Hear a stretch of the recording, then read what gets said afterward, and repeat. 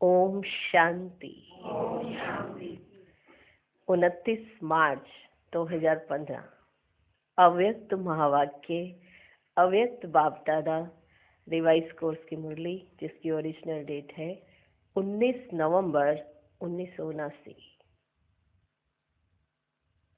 मुरली का सार, बेहद के वानप्रस्थी अर्थात निरंतर एकांत में सदा स्मृति स्वरूप। एक हद के वानप्रस्थी, एक बेहद के वानप्रस्थी। हम सब बच्चे हैं बेहद के वानप्रस्थी। उसका अर्थ क्या है बाबा समझाते कि निरंतर एकांत में सदा स्मृति स्वरूप, बेहद के वानप्रस्थी। आज के अव्यक्त महावाक्य सुनते बाबा ने क्या कहा और बाबा ने हम बच्चों में क्या देखा और बाबा हमें क्या बताना चाहते हैं। बाप क्या चाहते, बच्चे क्या चाहते, अव्यक्त महावाक्यों से सब पता पड़ता है और सबको इंतजार भी रहते हैं, है ना। आज संडे है, अव्यक्त महावाक्य आएंगे तो सबको एक अलग खुशी रहती है। जैसे रोज की मुरली की खुशी होती है, ऐसे एक्स्ट्रा संडे के अव्यक्त महावाक्यों की खुशी होती है। तो जिसको मुरली से प्यार, उसको बाबा के महावाक्यों की इंतजार। जिसको मुरली से होगा प्यार वही करेगा इंतजार। तो रोज सुबह जैसे ही मुरली सुनने आते हैं तो रात को इंतजार शुरू हो जाती है ना, कि आज की मुरली तो हमने पढ़ ली, अब कल कौन सी मुरली आएगी। तो आज के बाबा के महावाक्य सुनते मुरली का सार, बेहद के वानप्रस्थी अर्थात निरंतर एकांत में सदा स्मृति स्वरूप। आज बाप दादा सर्व बच्चों के भाग्य के गुण गा रहे थे। भाग्य के गुण गा रहे थे। सर्व बच्चों के भाग्य के गुण गा रहे थे। बाप बच्चों के भाग्य की श्रेष्ठ रेखाओं को देख हर्षित होते हैं। बाबा अपने बच्चों की भाग्य की श्रेष्ठ रेखाएं देखकर हर्षित होते हैं। भाग्य की श्रेष्ठ रेखाओं में विशेष क्या क्या बातें देखी जाती हैं। भाग्य देखा जाए और रेखाएं देखी जाए। रेखाओं में भाग्य देखना हो तो क्या क्या बातें देखी जाती है, वह जानते हो? किसी का भाग्य देखना हो, उसकी रेखाएं देखी जाती है ना, तो उसमें भी फिर क्या क्या देखा जाता है, वह जानते हो? मुख्य बात तिथि अर्थात तारीख, समय। आपने अपने भाग्य की जन्म पत्री बनवानी है तो सबसे पहले तिथि तो दोगे ना, तारीख दोगे, समय बताओगे। मुख्य बात तिथि अर्थात तारीख, समय, विशेष ग्रह, कुल, धर्म और संपत्ति, संबंध और ऑक्यूपेशन देखा जाता है।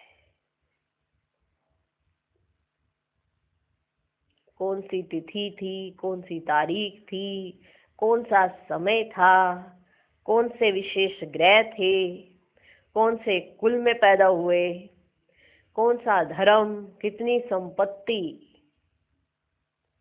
और संबंध कैसे, और ऑक्यूपेशन, ये देखा जाता है। किसमें? भाग्य की रेखाओं में। इन सब बातों से भाग्य को देखते हैं। ये होता है ना, भाग्य को देखा जाता है तो ये सब बातें देखी जाती है। इन सब बातों से भाग्य को देखते हैं।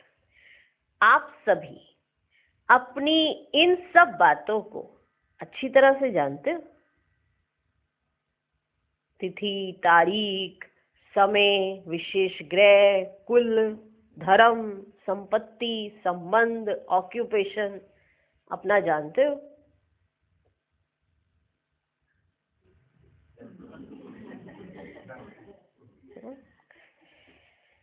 जानते हो? आप सबकी तिथि कौन सी है? आज तक भी अपने भाग्य को जन्म की तारीख से या राशि से देखते हैं। कौन से जन्म, माना कौन सी तारीख, कब हुआ इनका जन्म, कौन सी राशि है, इससे देखते हैं। किसको? भाग्य को। तो आप सबकी राशि और तारीख कौन सी है? जब जन्म होता है तो तारीख भी आती है और उसी तारीख पर राशि भी होती है ना। जन्म की तारीख कौन सी है? पूछ रहे बाबा कि आप बच्चों के जन्म की तारीख कौन सी है? आप सब कब अवतरित हुए? ब्राह्मण कब अवतरित हुए? जो बाप के अवतरण की तारीख है वह आपकी है। आप ब्राह्मण कब बने? जब बाप आया तभी तो आप ब्राह्मण बने। जो बाप के अवतरण की तारीख है वह आपकी है। ब्रह्मा सहित ब्राह्मण भी पैदा हुए, तो जो आदि रतन है उनकी तारीख कौन सी कहेंगे? बाप के अवतरण की तारीख आदि रत्नों के जन्म की तारीख है। जब बाबा का अवतरण हुआ तब आदि रत्नों का भी जन्म हुआ। बाप के अवतरण की तारीख आदि रत्नों के जन्म की तारीख है।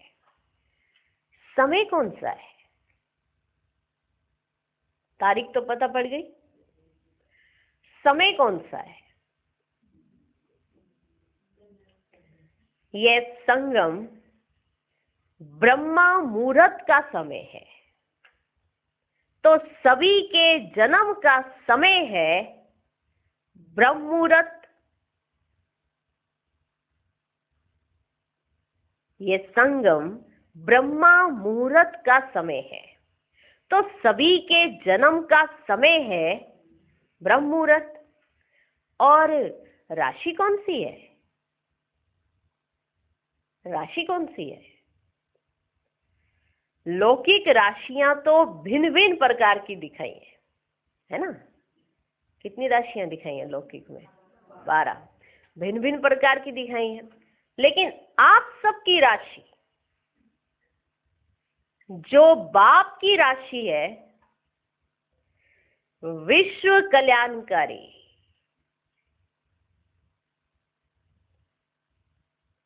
आप सबकी राशि जो बाप की राशि है विश्व कल्याणकारी, वही आप सबकी राशि है।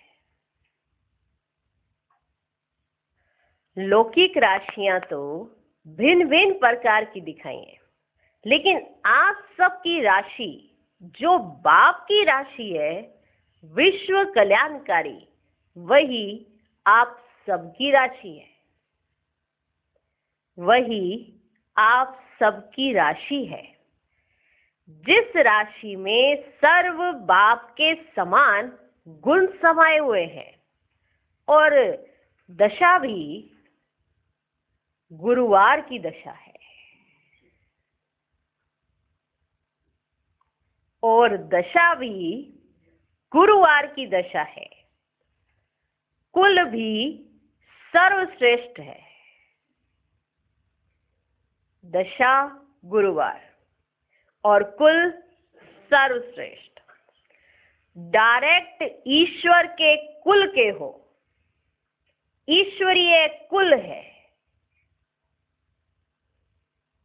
पोजीशन, पोजीशन, मास्टर सर्वशक्तिमान हो।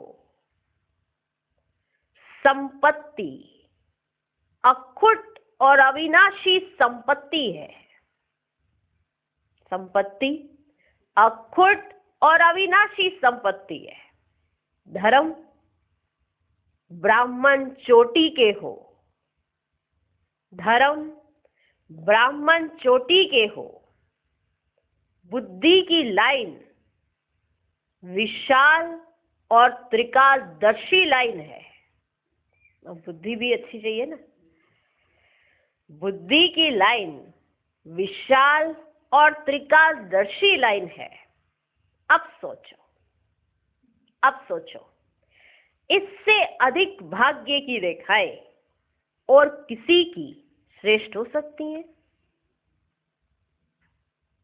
इससे अधिक भाग्य की रेखाएं और किसी की श्रेष्ठ हो सकती हैं? कर्म रेखा में, कर्म रेखा जो है आपकी, कर्म रेखा में निरंतर कर्म योगी, सहज योगी, राजयोगी, ये रेखा बाप ने स्पष्ट खींच ली है। कर्म रेखा में निरंतर कर्मयोगी, सहज योगी, राजयोगी, ये रेखा बाप ने स्पष्ट खींच ली है। भाग्य के सितारे में ताज और तख्त दिखाई देता है। भाग्य के सितारे में ताज और तख्त दिखाई देता है। इससे श्रेष्ठ भाग्य और क्या होगा? इससे श्रेष्ठ भाग्य और क्या होगा? देखा अपना भाग्य? सबने देखा? बाप की नजर से देखा? अपने भाग्य को देखा? आज बाप दादा सभी बच्चों के भाग्य को देख रहे थे। जैसे बाप सभी के भाग्य को देख हर्षित होते हैं, वैसे आप सभी स्वयं के भाग्य को देख हर्षित होते हो? होते हो? जैसे बाप सभी के भाग्य को देख रहे हैं, हर्षित हो रहे हैं। आप भी देख रहे हो, हर्षित हो रहे हो? हो रहे हो? छोटी छोटी बातें क्या है?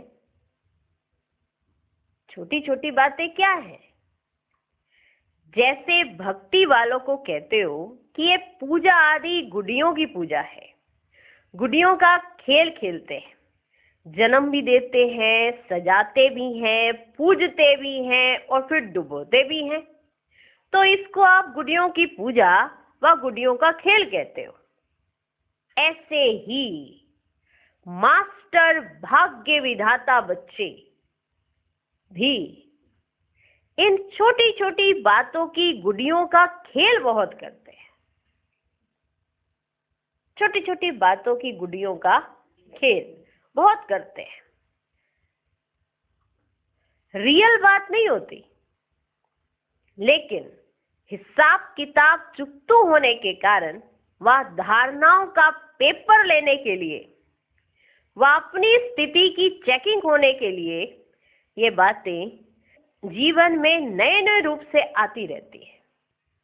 माना बात जो हुई है वो रियल नहीं है, रियल नहीं है, रियल बात नहीं होती, लेकिन हिसाब किताब चुकतू होने के लिए, वह धारणाओं का पेपर लेने के लिए, वह अपनी स्थिति की चेकिंग होने के लिए ये बातें जीवन में नए नए रूप से आती रहती है।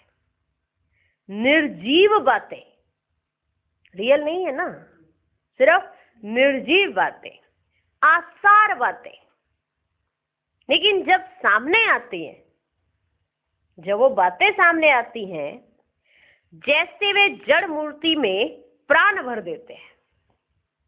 माना बात इतनी बड़ी हो जाती है जबकि उसका कोई सार नहीं है, निर्जीव है। लेकिन जब बातें सामने आती है तो क्या करते हैं? जैसे जड़ मूर्ति में प्राण आ गए हो, है मिट्टी की, लेकिन जैसे उसमें प्राण भर देते हैं और इतना विस्तार बना देते हैं। जैसे भक्तों का एग्जाम्पल दिया बाबा ने कि वो क्या करते हैं, पालते हैं, सजाते हैं, खिलाते हैं, पिलाते हैं और फिर डुबोते हैं। तो बाबा ने कहा ये छोटी छोटी बातें क्या होती हैं मालूम है? ये आप क्या करते हो, जबकि उसमें कोई जान प्राण नहीं है, लेकिन ऐसा बना देते हो कि जैसे उन्हीं बातों में सारी जान है। निर्जीव बातें, आसार बातें, लेकिन जब सामने आती हैं, जैसे वे जड़ मूर्ति में प्राण भर देते हैं और इतना विस्तार बना देते हैं, वैसे आप सभी भी कभी ईर्ष्या की गुड़िया, कभी वहम की गुड़िया, कभी ईर्ष्या की गुड़िया लेके खेल रहे हैं। बातें एक दूसरे के अंदर जगह बना लेती है ना, कौन? बातें। और अपना भाग्य तो पीछे छूट जाता है, रह जाती है तो सिर्फ बातें। और वो कौन सी गुड़िया है जिनसे खेलते हैं? आप सभी भी कभी ईर्ष्या की गुड़िया, कभी वहम की गुड़िया, कभी अनुमान की गुड़िया, कभी आवेश की गुड़िया, कभी रोब की गुड़िया, अर्थात मूर्ति बनाकर बात रूपी गुड़िया में प्राण भर देते हो। जो बात हुई है ना, आपको नहीं पता कितनी बड़ी बात हुई है। और जब बहुत समय बीत जाता है तो वो बात ही याद नहीं रहती कि किस बात पे ये सारी बातें हुई है। बस यही रहता है कि हुई है कोई बात, कि कोई बात तो हुई है। अच्छा बात बताओ क्या हुई है? हुई थी क्या? हुई थी कोई बात? हुई थी। तो उनमें से ये वाली बातें होती है, कहीं पर ईर्ष्या, कहीं पर वहम, कहीं पर अनुमान, कहीं पर आवेश और कहीं पर रोब। ये है, ये गुड़ियों में प्राण डाल देते हैं और अनुभव करते और कराते हो कि ये सत्य है। माना जो बात हुई है ना, उसमें खुद भी अनुभव करते और दूसरों को भी कराते हैं। माना फिर प्रूफ करने में लगे रहते हैं कि जो हम कह रहे हैं वो सत्य है। अनुभव करते और कराते हो कि ये सत्य है, यही बात ठीक है, ये प्राण भर देते हो। है निर्जीव बात, लेकिन जब आप उस पर इतना ठोक के कहते हो कि यही बात सत्य है, तो वो प्राण भर देते हो। और फिर क्या करते हो? और फिर क्या करते हो? आप लोगों का गीत बना हुआ है ना, एक गीत बना हुआ है, डूब जा डूब जा डूब जा। खिलाया पिलाया, मूर्ति का पूरा वो किया, ऐसा माना ऐसा श्रृंगार करते हैं कि जैसे कि वो सजीव है, माना उसमें प्राण है, ऐसा श्रृंगार किया जाता है। और फिर जब जाने का समय होता है उसका, तो फिर क्या करते हैं? डूब जा डूब जा डूब जा। आप लोगों का गीत बना हुआ है, डूब जा डूब जा डूब जा। तो क्या करते हो?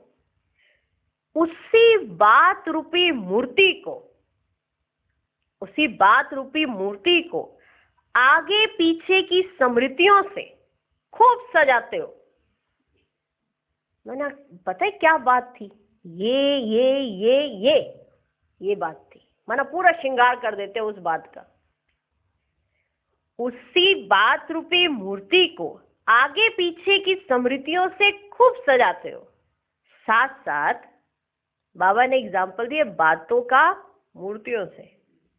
कि जैसे भक्ति मार्ग में मूर्तियों की पूजा करते हैं ना, ऐसे तुम बातों की पूजा करते हो। मतलब खूब ऐसे उनका लालन पालन किया जाता है। किनका? बातों का।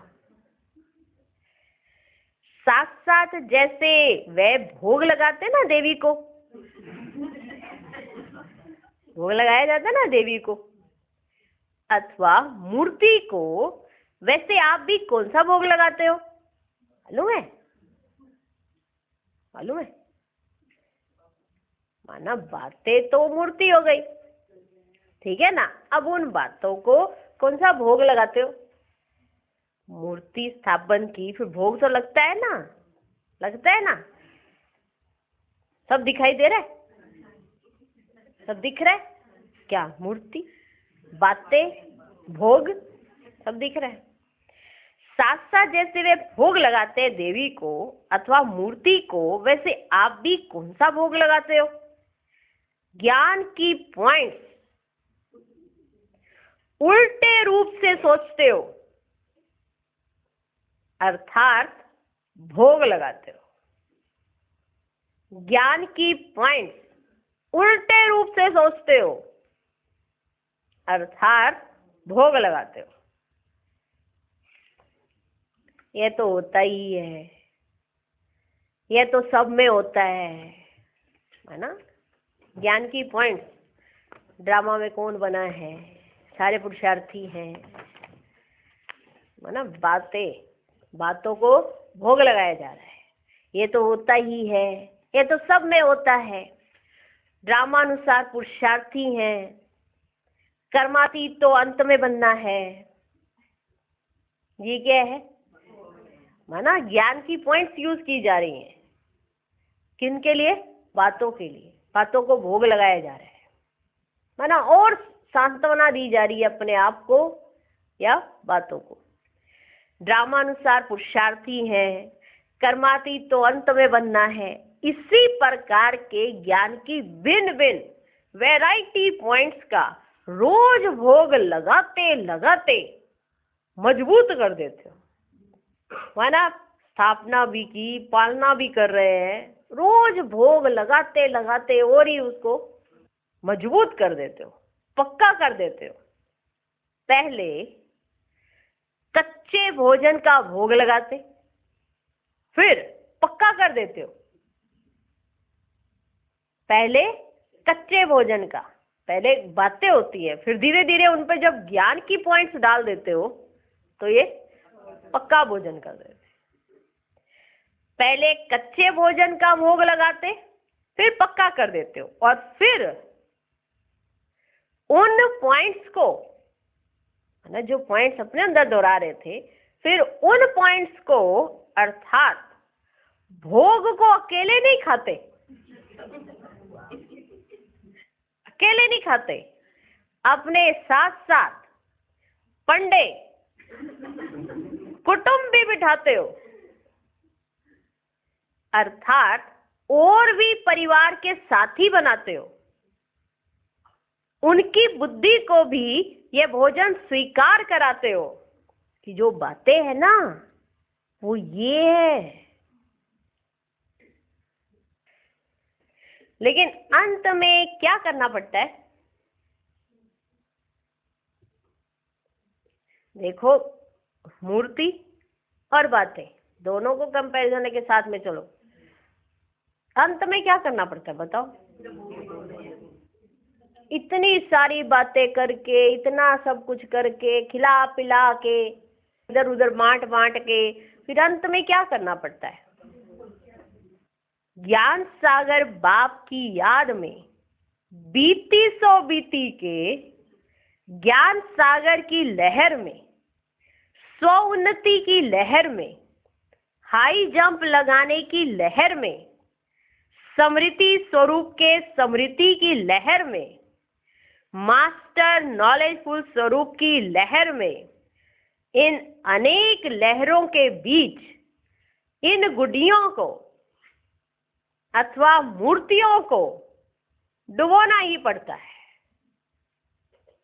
कितने समय तक आप ये बातों को लेकर साथ में चलेंगे? एक लिमिट होती है कि नहीं होती है? जिस मूर्ति की स्थापना की, उसकी पालना की, अभी लास्ट में तो डुबोना पड़ेगा ना। तो सागर में डुबोया जाता है, लहरों में डुबोया जाता है, तो वो कौन सी लहरें हैं? तो बाबा ने समझाया कि अंत में क्या करना पड़ता है, अंत में ये करना ही पड़ता है। लेकिन जब वो बातें हो रही होती है उस समय नहीं करते, उस समय तो खूब पालना हो रही होती है। जब तक पूरी पालना और पूरा बंटवारा नहीं हो जाता उन बातों का, पूरा आदान प्रदान नहीं हो जाता, तब तक उसका समापन नहीं करते। प्रसाद बांटते रहते हैं ना इतने दिन तक। लेकिन अंत में क्या करना पड़ता है? ज्ञान सागर बाप की याद में, बीती सो बीती के ज्ञान सागर की लहर में, स्वउन्नति की लहर में, हाई जंप लगाने की लहर में, समृद्धि स्वरूप के समृद्धि की लहर में, मास्टर नॉलेजफुल स्वरूप की लहर में, इन अनेक लहरों के बीच इन गुडियों को अथवा मूर्तियों को डुबोना ही पड़ता है। लेकिन इतने सारे समय को क्या कहेंगे?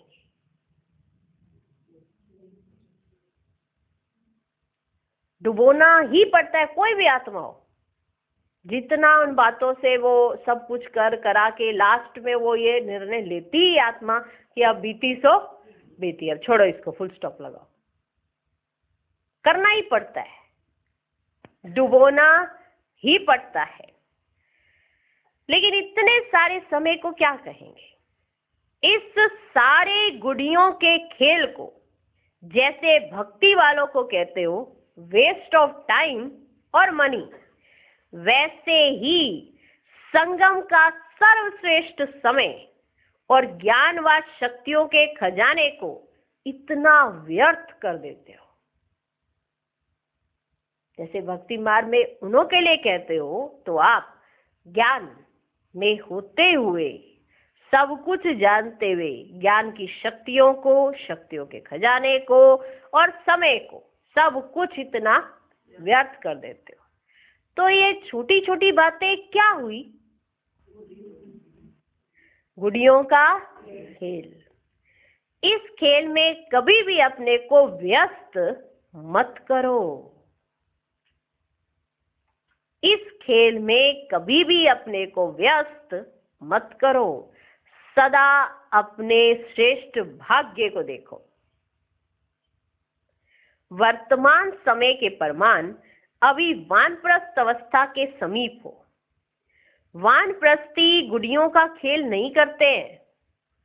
वानप्रस्थी एकांत और सुमिरन में रहते हैं। तो आप सब बेहद के वानप्रस्थी सदा एक के अंत में अर्थात निरंतर एकांत में सदा स्मृति स्वरूप रहो। यह है बेहद के वानप्रस्थी की स्थिति। तो ऐसा कहते ही बाप दादा ने 3 मिनट की ड्रिल कराई। 3 मिनट की फिर बाबा ने ड्रिल कराई। बाबा कहते यह स्थिति अच्छी नहीं लगती। बाबा ने ड्रिल कराई, एकदम डीप साइलेंस हो गया। तो बाबा ने बच्चों से पूछा, यह स्थिति अच्छी नहीं लगती? जो चीज अच्छी लगती है वह तो सदा याद रहती है। अब बाप व आप क्या चाहते हो? एक ही बात चाहते हो, बाप और बच्चे समान हो जाए, सदा याद में समाये रहे। समाना नहीं चाहते हो? समान बनना ही समाना है। समान बनना ही समाना है। समझा कि बाप क्या चाहते हैं व आप क्या चाहते हो? यह सीजन स्वरूप देखने की है या सिर्फ सुनने की है?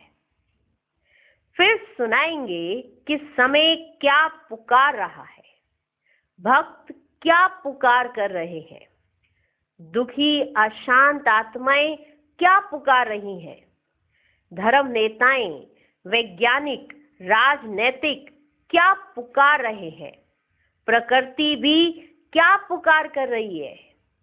सबकी पुकार, हे उपकारी आत्माएं, सुनने में आती हैं या गुड़ियों के खेल में बिजी हो। सबकी पुकार सुनने में आती है या सिर्फ गुड़ियों के खेल में ही बिजी हो। बातें क्या हैं? गुड़ियों का खेल। अगर ज्यादा समय बातों में ही रहते हो तो गुड़ियों के खेल में ही बिजी हो। अच्छा, फिर सबकी पुकार सुनाएंगे। आप लोग भी कल अमृत वेले सुनना। क्या? सबकी पुकार। सदा भाग्य को सिमरन करने वाले, सदा बाप के समान याद में समाये हुए निरंतर एकांतवासी, हर घड़ी को सफल बनाने वाले सफलता मूर्त, भक्ति के खेल समाप्त कर मास्टर ज्ञान सागर स्वरूप, समृद्धि और समर्थी स्वरूप, ऐसे पद्मा पदम भाग्यशाली बच्चों को बाप दादा का याद प्यार और नमस्ते। हम रूहानी बच्चों की भी रूहानी बाप दादा को नमस्ते नमस्ते नमस्ते। Good morning, good morning, good morning. पार्टियों से मुलाकात। मैसूर का ग्रुप आया है। बाबा ने कहा, सभी अपने को सर्वश्रेष्ठ आत्माएं अनुभव करते हो। कितनी श्रेष्ठ आत्माएं हो जो स्वयं बाप बच्चों से मिलने के लिए अपने वतन को छोड़ कर आते हैं। आधा कल्प गाया कि अपना वतन छोड़कर आ जाओ, लेकिन ये मालूम नहीं था कि कब और कैसे मिलेगा। सिर्फ इंतजार में दिन बिताए। अभी इंतजार खत्म हुआ और सम्मुख मिलन मना रहे हो। ऐसा श्रेष्ठ भाग्य और किसी का होगा? स्वप्न में भी ऐसा नहीं सोचा होगा कि भगवान से बातें करेंगे। सोचा था? स्वप्न में भी ऐसा नहीं सोचा होगा कि भगवान से बातें करेंगे, टोली खाएंगे, बैठेंगे और सभी प्रैक्टिकल में अनुभव कर रहे हो। प्राप्ति के आगे ये सफर भी क्या है? जो आपको प्राप्तियां हो रही हैं उसके आगे ये जो सफर तय करके आते हो, ये सफर भी क्या है? बाप कितने बड़े सफर से आते हैं। बाप का स्थान दूर है या आपका? जब खुशी होती है तो कोई भी थकावट व तकलीफ महसूस नहीं होती। जब खुशी होती है, रास्ते के 4 दिन निरंतर योगी की स्टेज होगी। कब मिलेंगे, कब पहुंचेंगे, तो निरंतर योगी हो गए ना। जब दिल में यही है कि कब मिलेंगे, कब पहुंचेंगे, तो निरंतर योगी हो गए ना। यह भी कमाई हो गई ना। भले रास्ते में 4 दिन लगे तो भी यह भी तो कमाई हो गई ना। ब्राह्मण बनना माना हर कदम में कमाई। कष्ट भी नहीं है, लेकिन जैसे गुलाब के पुष्प के साथ कांटा भी होता है। कष्ट नहीं है, लेकिन जैसे गुलाब के पुष्प के साथ कांटा भी होता है, वह कांटा उनके बचाव का साधन होता है। किसका? गुलाब का। वो कांटा उनके बचाव का साधन होता है। वैसे ये तकलीफें और ही बाप की याद दिलाने के निमित्त बनती हैं। जो तकलीफें आती है ना, ये और ही बाप की याद दिलाने के निमित्त बनती हैं। कोई भी प्रकार का जब दुख आता है तो नास्तिक के मुख से भी हे भगवान निकलता है। किसी भी प्रकार का किसी पे दुख आता है तो नास्तिक भी होगा, उसके मुख से भी निकल जाता है हे भगवान। तो दुख भी याद दिलाने का साधन हुआ ना। संगम पर कोई कष्ट हो ही नहीं सकता। इस समय आप बच्चे बाप के सर्व खजानों के अधिकारी हो। बाप का खजाना क्या है? सुख, शांति, आनंद, प्रेम, यही तो खजाना है ना। तो अधिकारी और खुश ना रहे, यह हो कैसे सकता? अधिकारी एक तरफ कहो मैं हूं अधिकारी और खुश ना हो, अधिकारी और खुश ना रहे, यह कैसे हो सकता है? अमृत वेले सदा स्मृति का तिलक लगाओ कि हम अधिकारी हैं। अगर तिलक लगा होगा तो सदा हर्षित रहेंगे। तिलक को मिटने नहीं देना। माया कितना भी मिटाने की कोशिश करे लेकिन मिटाना नहीं, तो सदा अविनाशी भव का वरदान मिलता रहेगा। सिल्वर जुबली मना रहे हो ना, सिल्वर जुबली मना रहे हो ना, लेकिन गोल्डन एज की स्थिति में रहकर सिल्वर जुबली मनाओ। अच्छी हिम्मत रखिए, रिजल्ट भी अच्छी है। अच्छे बुजुर्ग, अनुभवी और मेहनती बच्चे हैं, अच्छा सर्टिफिकेट है। विदेशी भाई बहनों से बाबा ने कहा, सभी जैसे स्थूल देश के हिसाब से फॉरेनर्स हो, वैसे ही आत्मा रूप से भी सदा अपने को फॉरेन अर्थात परम धाम निवासी समझकर चलते हो। सदैव ये अनुभव हो कि मैं आत्मा परम धाम से अवतरित हुई हूं विश्व कल्याण का कर्तव्य करने के लिए। तो इस स्मृति से क्या होगा? जो भी संकल्प करेंगे, जो भी कर्म करेंगे, जो भी बोलेंगे, जहां भी नजर जाएगी, सर्व का कल्याण करते रहेंगे। ये स्मृति लाइट हाउस का कार्य करेगी। उस लाइट हाउस से एक रंग की लाइट निकलती है, लेकिन यहाँ सर्व शक्तियों के लाइट हाउस हर कदम आत्माओं को रास्ता दिखाने का कार्य करें। तो सदा इस स्मृति में रहो ताकि जो भी सामने आए वे समझे कि हम अखुट खजाने की खान के आगे आए हैं। ऐसे आप में से शक्तियों की किरणें ऐसे निकले कि जो भी आपके सामने आए तो उनको ये अनुभव होना चाहिए कि जैसे कि हम अखुट खजाने की खान के आगे आए हैं। आने से ही ऐसे महसूस करें कि मैं ऐसे स्थान पर पहुंच गया हूं जहां से सर्व प्राप्तियां होनी है। ऐसे महसूस होने। विदेशियों को ऐसे चलते फिरते लाइट हाउस बनकर सेवा करनी है। अगर एक ही स्थान पर इतने लाइट हाउस हो जाएंगे तो क्या रिजल्ट निकलेगी? सब वाह वाह के गीत गाएंगे। सदैव एक चित्र अपने सामने रखो। जैसे आप लोग चित्र निकालते हो जिसमें अंगुली से ब्रह्मा भी शिव बाबा की तरफ इशारा कर रहे हैं, ऐसे आप सबका हर कर्म, हर संकल्प बाप की तरफ इशारा करें। आपका हर संकल्प और हर कर्म बाप की तरफ इशारा करे। तो चेक करो कि मेरा संकल्प इशारा करने वाला है। जब सर्व आत्माओं को बाप का इशारा मिल जाएगा तो आपके गुण गाने लग जाएंगे। जब सर्व आत्माओं को बाप का इशारा मिल जाएगा तो आपके गुण गाने लग जाएंगे। जैसे अभी और गीत गाते हैं ना, वैसे चारों ओर सभी साजों द्वारा बाप और आपके गुणों के गीत गाएंगे। उस समय क्या सीन होगी और आप लोग कहाँ होंगे? जब ये सीन चलेगी तो उस समय आप लोग कहाँ होंगे? तो बच्चे जो सामने बैठे थे उन्होंने कहा मधुबन में। हम मधुबन में होंगे, क्योंकि उनकी दिल तो यही होती है ना, विदेशी भाई बहन बैठे, कि हम सिर्फ मधुबन में रहे। उस समय क्या सीन होगी और आप लोग कहाँ होंगे?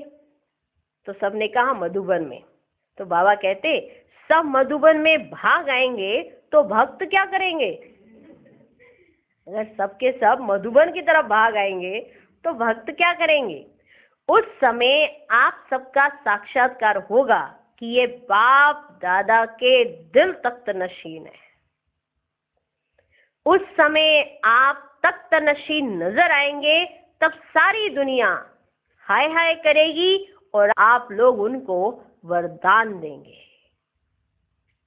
जब आप ये प्रत्यक्ष होंगे, माना दिखाई पड़ेंगे कि ये बाप दादा के दिल तख्त नशीन है, उस समय आप तख्त नशीन नजर आएंगे, तब सारी दुनिया हाय हाय करेगी और आप लोग उनको वरदान देंगे। ऐसा साक्षात्कार अपने आप को अपना होता है कि हम तख्त नशीन हैं? ऐसा साक्षात्कार अपने आप को अपना होता है कि हम तख्त नशीन हैं? ब्राह्मण अर्थात अधिकारी, तो अधिकार लेना है व जन्म से ही अधिकारी हो। बाप दादा सभी को सदैव तख्त और ताजदारी देखते हैं। तख्त से उतर आते हो क्या? जो श्रेष्ठ आत्माएं होती है वे कभी भी बिना गलीचे के नीचे पांव नहीं रखती। आप सबसे बड़े से बड़े हो तो तख्त से नीचे नहीं पांव रखना। तख्त पर ही खाते हो, पीते हो, घूमते हो, चलते हो। इतना बड़े से बड़ा तख्त है। समझा? समझा? डबल विदेशी बच्चों को जो सेवा दी है वे कर रहे हैं ना। अभी सभी इंतजार कर रहे हैं कि कब फॉरेन की आवाज से भारत के कुंभकर्ण जागते हैं। अभी बुलंद आवाज करो, फॉरेन सर्विस की रिजल्ट अच्छी है, अभी आगे क्या करना है? तो सबने प्लान सुनाया कि आगे ऐसे ऐसे प्लान्स बनाए हैं। तो बाबा ने कहा प्लान तो अच्छा है, यह तो करेंगे ही, लेकिन अभी ऐसा कोई वातावरण बनाओ जो वातावरण चुंबक जैसा कार्य करे, जो वातावरण चुंबक जैसा कार्य करे, चारों ओर फैल जाए कि अगर शांति, सुख या प्रेम चाहिए तो यहां ही मिल सकता है। एडवर्टाइजमेंट हो जाए। आजकल वाणी की बजाय वाइब्रेशन से प्राप्ति करने के इच्छुक ज्यादा है। स्विच करो, लेकिन उसके पहले ऐसे वातावरण की आवाज जरूर फैलाओ। सभी अनुभव करें जैसे प्यासे की प्यास पानी से बुझ जाती है, ऐसे आत्माओं की शांति, सुख की प्यास बुझ जाए। जैसे स्थापना के शुरू में एक दिन भी कोई सत्संग में आ जाते थे तो पहले दिन ही कुछ ना कुछ अनुभव करके जाते थे। शुरू में आदि में बाबा ने सुनाया कि जैसे स्थापना की शुरुआत थी, उस समय कोई एक दिन के लिए भी सत्संग में आ जाता था तो कुछ ना कुछ अनुभव करके जाते थे, जो आदि में वे अंत में विस्तार के रूप में होना है। ऐसा कुछ वातावरण बनाओ। वह तब होगा जब आप सभी निरंतर इस स्थिति में स्थित रहेंगे। फिर सूर्य की किरणों के मुआफिक सब अनुभव करेंगे। सबकी नजर जाएगी कि ये कहां से किरणें आ रही है। ऐसा अभी पुरुषार्थ करना है। सभी रिफ्रेश तो बहुत हो रहे हो, ऐसे रिफ्रेश हुए हो जो अनेकों को रिफ्रेश करते हुए सदा रिफ्रेश रहे। आप खुद रिफ्रेश हुए, फिर आप दूसरों को रिफ्रेश करोगे, फिर उन्हों को रिफ्रेश करते करते खुद भी रिफ्रेश रहेंगे। इस बारी विशेष एक शब्द पर डबल अंडरलाइन करके जाना। वह कौन सा? एक शब्द पर डबल अंडरलाइन करना। वह कौन सा? निरंतर। वह कौन सा शब्द है? निरंतर। चाहे संकल्प, चाहे बोल, लेकिन निरंतर शब्द को डबल अंडरलाइन करके जाना। याद की यात्रा में निरंतर, ज्ञान स्वरूप में निरंतर, धारणा में निरंतर, सेवा में भी निरंतर। चारों सब्जेक्ट्स में निरंतर को डबल अंडरलाइन करके जाना। समझा? यह एक शब्द वरदान के रूप में ले जाना। वो एक शब्द है निरंतर। कौन सा शब्द है? निरंतर। याद की यात्रा में निरंतर, ज्ञान स्वरूप में निरंतर, धारणा में निरंतर, सेवा में भी निरंतर। प्लान लंबे नहीं बनाओ, लेकिन प्रैक्टिकल के और जल्दी के बनाओ। उसके लिए यही इशारा है, अपना तन मन धन शक्तियां जितना जल्दी यूज करेंगे उतना फायदा है। तन मन धन और शक्तियां जितना जल्दी यूज करेंगे उतना फायदा है। अभी समय है, फिर टू लेट हो जाएंगे। करने के लिए डेट का इंतजार नहीं करो, कल भी नहीं, आज भी नहीं, अभी करो। क्योंकि अगर डेट बताएंगे तो बहुत समय का जमा नहीं होगा, डेट का जमा हो जाएगा। फिर डेट के इंतजार में चले जाएंगे, इंतजाम कम करेंगे, डेट कॉन्शियस हो जाएंगे, सोल कॉन्शियस नहीं रहेंगे। हर एरिया में संदेश पहुंचाने की कोशिश करो, जिससे कोई उलाहना ना दे कि हमें पता ही नहीं है। सर्विस करते जाओ तो सब आप ही ऑफर करेंगे कि यहां सेंटर खोलो। सर्विस करते जाओ तो सब आप ही ऑफर करेंगे कि यहां सेंटर खोलो। अच्छा, आज का वरदान, पावरफुल वृत्ति द्वारा मनसा सेवा करने वाले विश्व कल्याणकारी भव। विश्व की तड़पती हुई आत्माओं को रास्ता बताने के लिए साक्षात बाप समान लाइट हाउस, माइट हाउस बनो। लक्ष्य रखो कि हर आत्मा को कुछ ना कुछ देना है, चाहे मुक्ति दो, चाहे जीवन मुक्ति। सर्व के प्रति महादानी और वरदानी बनो। अभी अपने अपने स्थान की सेवा तो करते हो, लेकिन एक स्थान पर रहते मनसा शक्ति द्वारा वायुमंडल वाइब्रेशन द्वारा विश्व सेवा करो। ऐसी पावरफुल वृत्ति बनाओ जिससे वायुमंडल बने, तब कहेंगे विश्व कल्याणकारी आत्मा। आज का स्लोगन, अशरीरीपन की एक्सरसाइज और व्यर्थ संकल्प रूपी भोजन की परहेज से स्वयं को तंदुरुस्त बनाओ।